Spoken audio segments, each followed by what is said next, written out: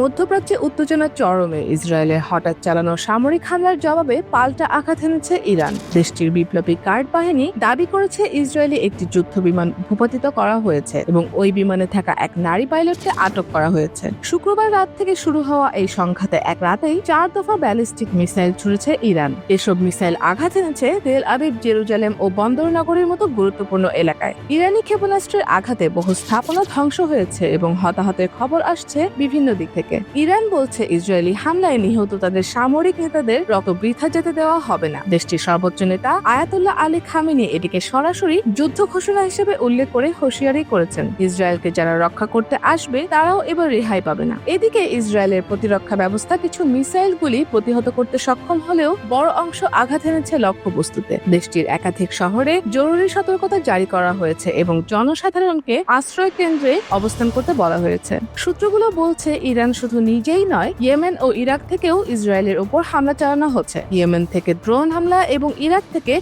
ভূমিতে ক্ষেপণাস্ত্র ছোড়ার তথ্য পাওয়া গেছে।